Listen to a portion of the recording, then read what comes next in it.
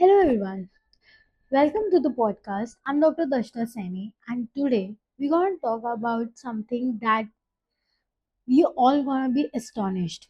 He is someone who is in practice from 46 years, and this podcast is that's why most favorite and most grateful opportunity because he did his first India podcast ever, which will be telling by his own words in ahead when you listen to it. It's something that we understand how the journey goes through it. I was always astonished how the out of country doctors work. What are the importance? What are the things that they never left? And at this age also, why they are not leaving dentistry? When someone asks me that, या dentist ने दिया क्या है, I want to tell them this what has given. So please welcome Dr. Steven and his passion about the dentistry, his passion about his work and his work-life balance is something you all should listen to it and we all should apply it. So please welcome to the podcast and let's listen from him and enjoy through it. First of all, a very good morning to you because I know it's your 6 a.m. if I'm not wrong. But how's your day going on? How's your day look like? My day? Yes. Oh, my day is very exciting. I'm going to tell you why. Because I've done many, many podcasts around the United States and the whole world. Yesterday, I did one for Australia, but I've Wow. never done one in the country of India. And I'm very excited because I have so many colleagues and friends from your great country. And I now have a chance to speak a little more closely to some of them today with you. So I'm happy about that.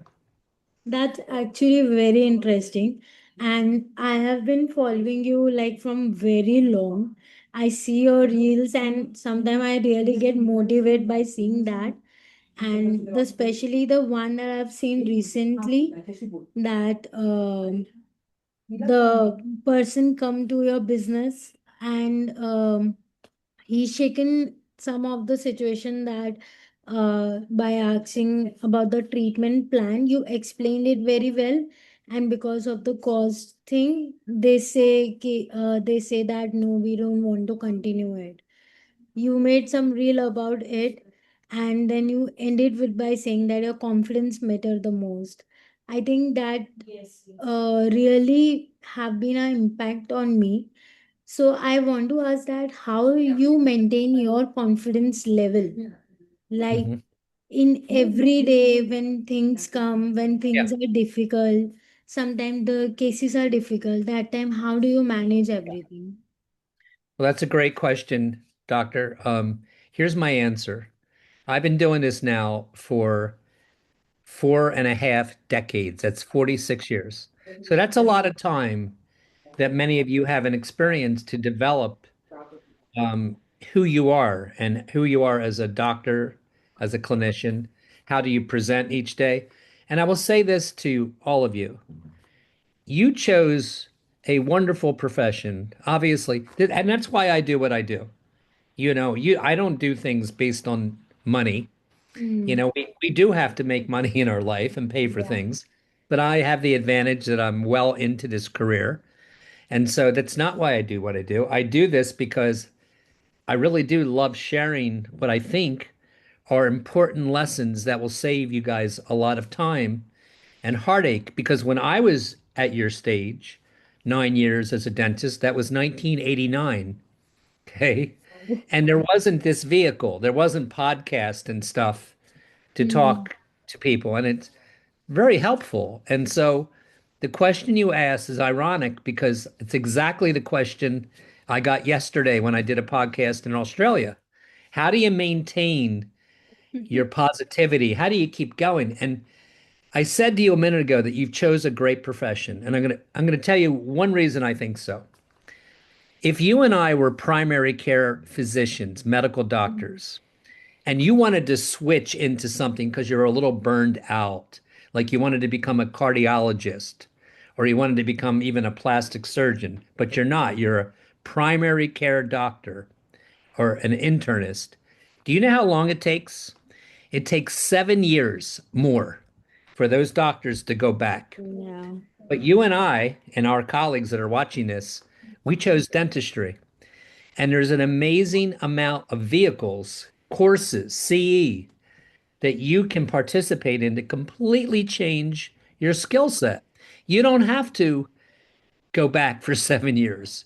You can take a 1 year or a 2 year continuum in endodontics, in oral surgery. It doesn't make you an oral surgeon or an endodontist, but it makes you very skillful if Yeah. you commit like that. So my answer is number one is that you make a lifetime commitment to CE. I Hmm. think it's really important early in the careers of a dentist, no matter what country you're in, that you carefully live your life not above your means. Like Correct. it's very tempting once you have a doctor degree to buy a bigger house, get a better car, and that stuff. And you should do that to an extent because we've always been students, you and I, until we're doctors. Hmm. And no one's going to loan us any money while we're students. But it's tempting once you have a little more money to spend more. But if you ever find yourself working to pay bills, that's a bad thing. So Yeah. you want to live moderately, Hmm. live really not at high, especially in the beginning of your career, because it puts bad pressure on you. You know, it's already a very hard profession. When you go through those moments, you or any of your colleagues that are watching, where you say, "Oh my goodness, this is so hard. This happened at the clinic today. I feel like I'm not a good dentist. I Hmm. feel, intimidated. I'm Yeah. not as skillful as all the." Everybody goes through that. I Hmm. go through that. 40 some years I go into it. I don't know exactly where that comes from, but this is how you navigate it. Number one, no matter how bad things get, maybe that feeling goes on for not a day, but for weeks, and you feel Yeah. bad. Never quit. You already have too much energy into this, and it always gets better, and it's never as bad as you think it is. I promise you it's not. When you're like, oh, I don't like the associate position that I'm in, I don't like the clinic in my heart, like you all have jobs, but we don't all love the job at the moment that you're in it. Yeah. And so my answer is that it's never as bad as you think it is. It's sometimes it's up here and Hmm. things can turn around very quickly. And the best way to turn them around, in my opinion, is always mold yourself by clinical excellence. And the only way to get clinically excellent is a lifetime commitment, not one course a year, not two, like constantly taking courses Hmm. that you're interested in to better your skills. And that takes years, and you have to be willing to do that. And don't beat yourself up when you have bad days because everybody has bad days. And don't compare yourself to people on social media either, because a lot of it is not true what you see. Hmm. It, not everybody is on social media because they're really trying to help their Hmm. colleagues. Some people are on there because it makes them just feel good about themselves. And it's not always 100% true stuff. Yeah. And sometimes makes people, doctors, even me, I see these amazing cases. And, you know, sometimes they'll show you a beautiful crown and bridge case, right? On social media. Hmm. But maybe that case went back to the lab 3, 4 times till it got really beautiful and it's not realistic. You Yeah. understand? That's what I Yes. mean. Okay, Yes. that's my So answer. that's an impactful answer, to be honest. Like, we do have bad days. We do think that the things are not working for us, and sometimes that demotivate us. But here I want to ask that what are the situation when things are not that great on those days, and there are some kind of challenges that you face. So how do you deal with those challenges, and how do you deal with those bad days? Well, there's two things I do. Number one, and this is not a dental thing, it's a psychological Yeah. thing. I never let myself get too big when things are going great in my head. I live flat plane in the middle. Yes, I smile and try to appreciate the good moments, but I never inflate it like, oh my, this is the best. I am the best. My practice is the best. I never go there because you chose a profession that's very, very hard. I Yes. said a minute ago, it's an Yeah. amazing profession, and that is true. But Yes. it's also very hard because we're expected to be all these things. You're Hmm. basically a medical doctor of the head and mouth, Yes. oral cavity. You have to be an artist. You have to be an engineer. It's unbelievably hard. And on top of that, you're dealing with people, patients, most of them who've had questionable experiences, so they're scared. You know, it's not like you're working on a mannequin. You're working on people that choke and swallow and are fearful, and you got to get all through that as well, you True. know? And so I could obviously go on for hours, and we don't have that kind of time, and then you'll provide my email for any deeper questions. But one of the things I advocate for dentists, if, and I don't know the rules in your country, but I'm a big oral sedation guy, enteral sedation guy. And I would encourage you to explore what's needed in your region to get Hmm. a permit because you can't just give medications to people. You have to have take a course to know how to handle that. I'm Correct. not talking about IV sedation. I'm talking about oral. Okay. And I give a cocktail, and I'm going to tell you why I'm telling you this.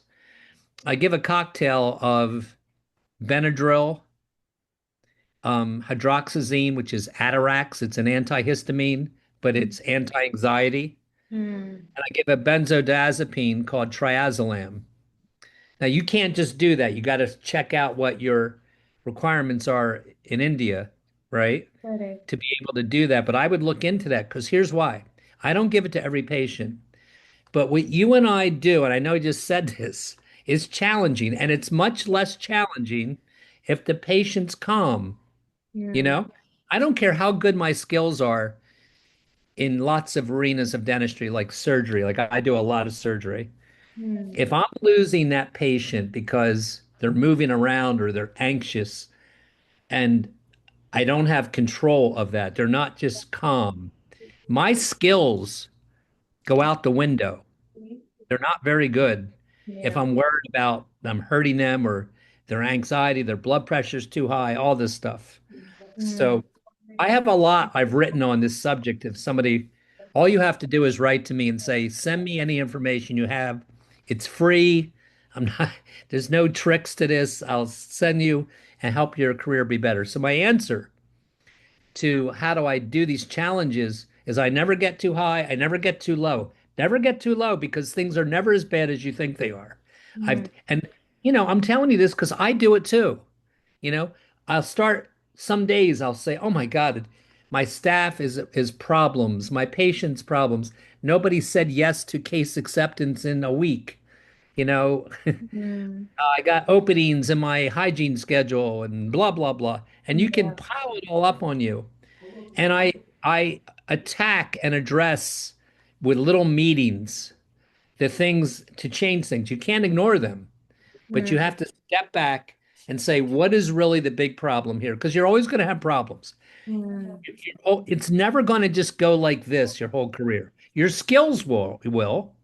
Your skills will increase every year. So things that seem hard that first or second year, you have to trust me on this. They won't be that hard the third year or fourth year. You Hmm. know, managing a difficult patient. You know what, why? Because the more experience you have with all the situations that happen to us, the second time you run into a problem that you already had once, you're better at it, right? The first time's always the hardest time. So I don't know if that's answer helps, but that's my answer. No, that's really helps.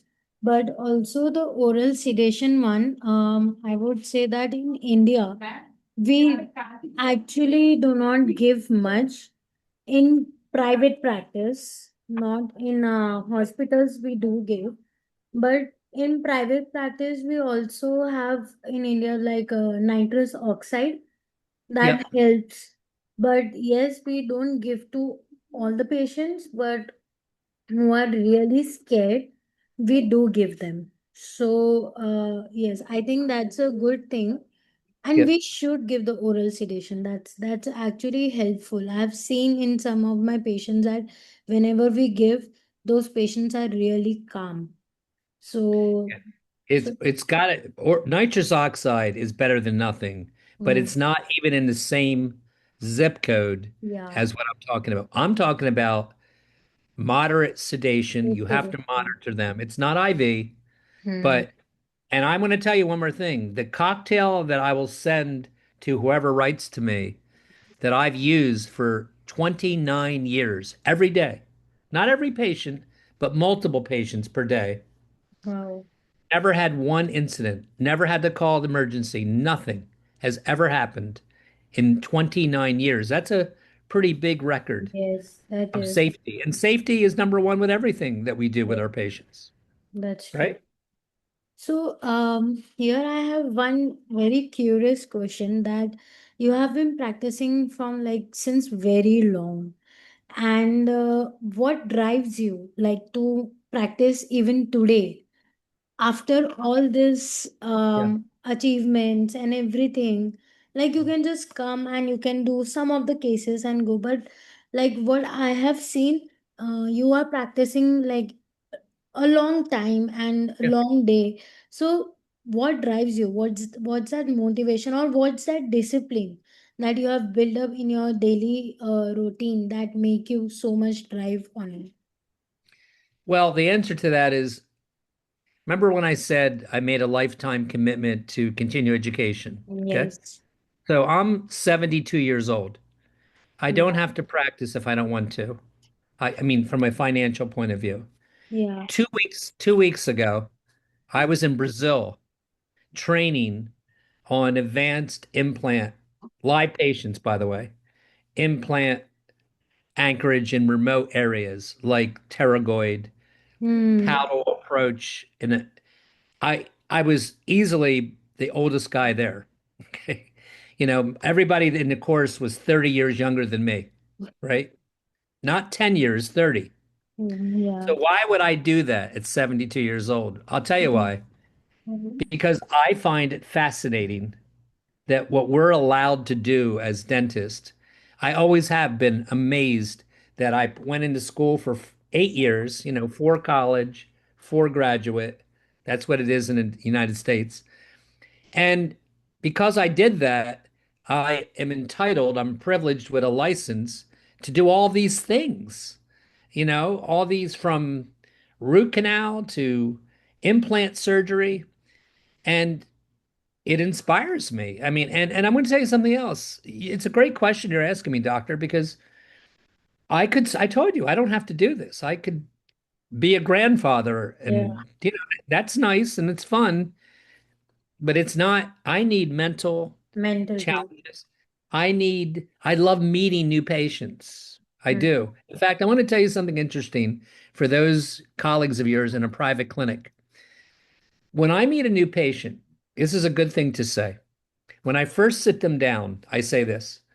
I say, listen, you could be anywhere today. There's 30 other dental offices within 1 hour, but you came to me.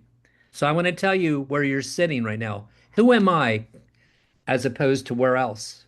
And I tell them, I'm that friend you might have that his career was his whole life. Good or bad, it's just true. And when I say that, I say to them, you can practice 40 years at something, law or electrician or carpenter, and never improve. You can just be flat.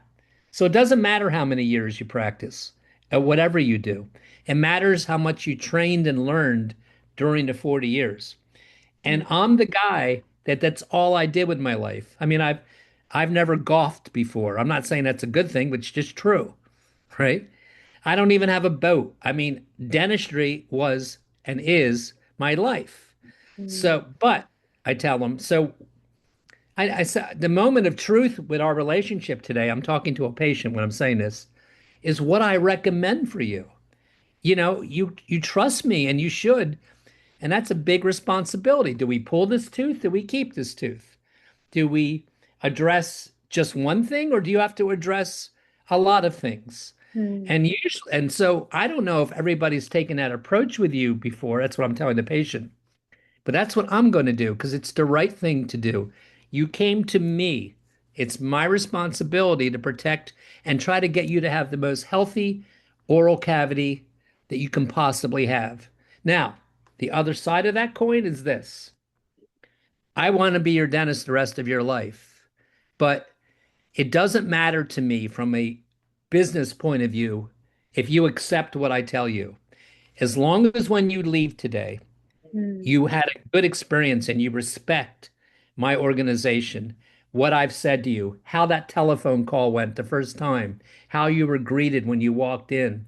Did you feel value? Were you appreciated? Hmm. How my clinic came off to you? How did I come off? No pressure, educational, informative. Even if Hmm. you don't choose me, I want you to leave with that. And when you say that to somebody in the early stages of a relationship, it can never be a bad thing. And Yeah. everybody in the clinic has to embrace that philosophy. It Yes. will take you so far. You know why? You asked me a question early in this podcast. You said, how do I keep going and not beat myself up with the bad days that happen? Because you're all going to have failure. It's impossible not to. You're going to do an implant that's going to fail. You're going to do a crown that's going to get decay. Are you Yeah. going to get a crown on a tooth that breaks off 6 months later? Hmm. When you have a good relationship with the patient, it's always a better thing. They don't get mad at you. They are more understanding that this is part of life. But if Hmm. you don't take the time to treat your patient like a person, they can turn on you. So Hmm. it's always worth a little bit of energy more to develop a relationship-based practice. You always hear me talk about this. Hmm. Not doesn't take much. In fact, it just takes caring for people beyond just the dentistry. And it's true because I'll say it again, we're all going to have failures. I'm going to have failure this week I don't know about. Something's going to happen that I'm Hmm. not happy about. And I can tell you the majority of my patients still come back and understand that it's part of it because I started it from the very first time I walked into the operatory and introduced who I am. They know it's not happening because I'm half in. I'm not half in. You can't be half into dentistry. You got to be 100% in, focused, not Hmm. thinking about your golf game, not thinking about anything else. Just how do I improve this patient's health that's standing in front of me? And they'll feel that and they'll respect that. Yeah, that's true. That's really true. But here, what you told, I have 2 points from it. That first of all, whenever patients come, you tell, when you make them sit and you tell them these lines, that definitely make a huge value to the patient as they understand that you are there for them and their journey. You are the part of their journey. But here, I want to ask you that before even seeing the oral examination, what are the things you observe in a patient? Well, we get that's kind of a long answer because the case acceptance, meaning do they accept what you recommend, Yeah. starts with the first phone call. Like, Mm. what is that patient hearing when they call your office? That when they call your office, is somebody say, "Could you hold, please?" Is that what they're hearing first? Because that happens to me when I call offices. And so it's a very, very not scripted, but I have one person and I have 18 people that work for me. I have one person that does that new patient call and Hmm. they do intake there. That's number one. Number two, we really try to get the patient, if they indicate that they need a lot of things, to come with a significant other to that first visit, their husband or their wife, because four ears and four eyes hear and see me better than two. Yeah. And a lot of people, I find in dentistry, if you just do a comprehensive exam on everyone, I mean, not a 3-year-old, but adults, if Hmm. you wanted to just not look at the broken tooth, and this is not to generate a big treatment plan, it's just good medicine. Hmm. So I look at every patient, the health of their gums first, because that's the foundation. I Yeah. look at every tooth, not just the tooth that broke. Okay. Obviously, you have to look at every tooth. Three, missing teeth. And is this an issue today? Maybe it's not an issue. Hmm. Maybe they're missing one molar and it's not the end of the world. I Correct. look at their bite, their occlusion. Is this contributing to anything? Are they wearing an appliances that are worn down and we've lost vertical Hmm. dimension? Honestly, the last thing I look at is aesthetics. It's up to them, to me. Unless they came in and say, I hate my smile, I don't go in and start thinking veneers and smile makeovers. I don't do that. I do health first. Hmm. And and that's my approach to this patients. And everybody on my team, from that person that makes that phone call to the person that's sitting at the front desk when they walk in for the first time, 46 years into being a dentist, it's still a big deal to me when a new patient calls my office and walks in. Everything counts. The first phone call counts.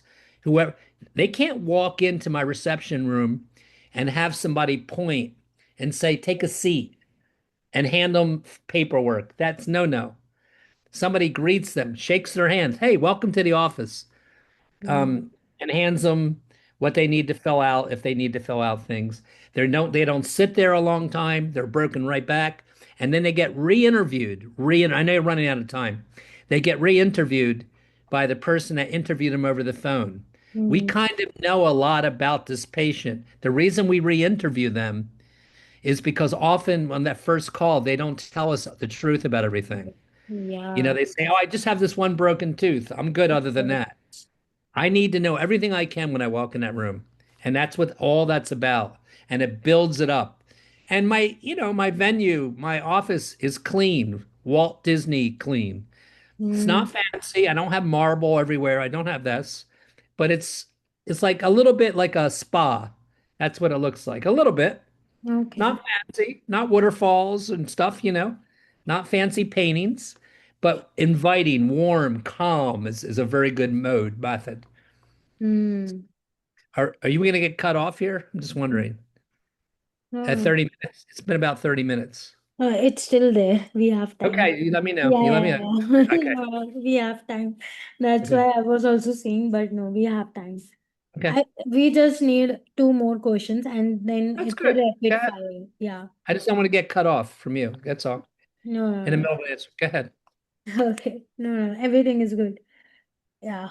Now it's like 10 minutes more. Okay, good. Okay. Did I So, answer everything you wanted there? You need yes. something? Yeah, Okay. yeah. So, I just need to ask one last question, and then there will be a closing question for you. Okay. That how do you maintain the professional life, personal life, and as well as balance your mental health with that? Mhm. I'm so glad you asked that because a lot of the advice that I give you this morning Yeah, is just based on my personal experience. I'm only one person. I've yeah. only lived this life, Hmm. nobody else's. And I will tell you something. So I told you earlier in this podcast that you got to make a lifetime commitment to CA. So what does that mean? It means you go to a place and you're learning about Hmm. advanced dentistry, right? And it means that you're not with your family. And Correct. I also said, because you're not bringing your children and your husband or your wife to the Hmm. seminar, okay? If it's a hotel somewhere else, you can do that. And I would encourage you to do that. Why am I saying this all to you? I didn't do that. And I want to tell you something. I was obsessed with wanting to learn. I've taken so many courses I couldn't begin to tell you, just from the beginning. Even to this day, as I just explained about Brazil. But two things in my life happened that aren't good. My children are now grown. They're two girls that are 37 and 39. And I missed most of it. Not the last 10 years or 15 years, but when they were children, I would get home too late or I'd be at a course on the weekends. Hmm. And I would highly recommend that if you want to have a great career in dentistry, you can't negotiate. You have to take a lot of courses, but you have to also treatment plan your personal life. You Hmm. have to pre-schedule date night with your husband or wife and time on a weekend. I wrote an article I've written a lot of articles, and one was 8 things I would do if I started over on Monday. And I wrote that after 30 years in dentistry.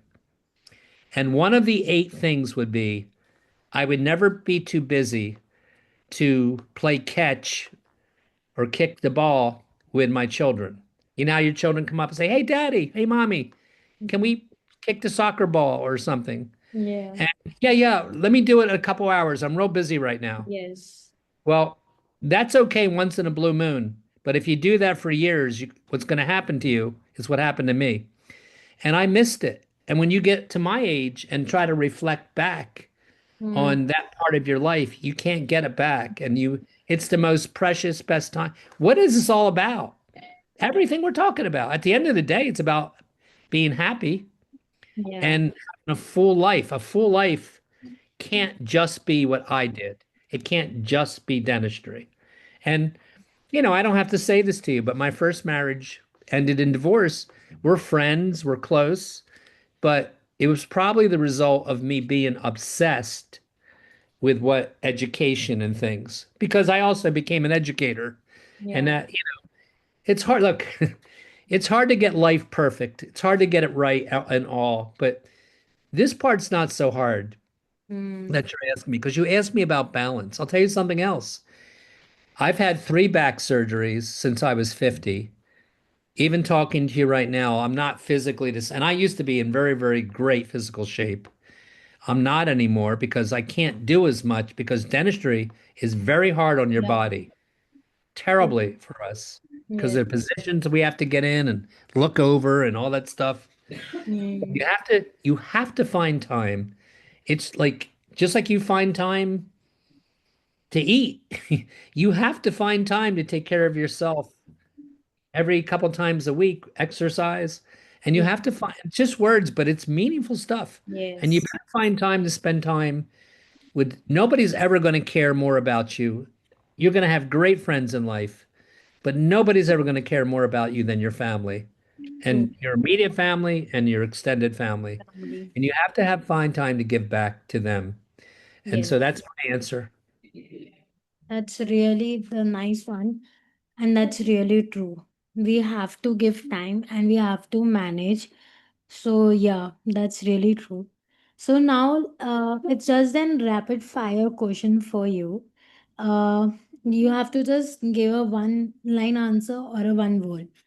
So, the first one is coffee or tea.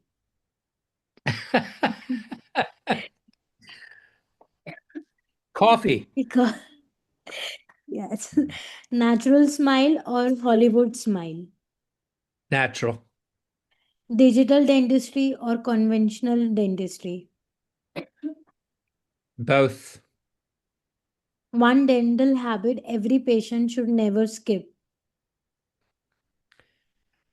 Recall, you know, coming in regularly for recall. I Mm. have to add to that.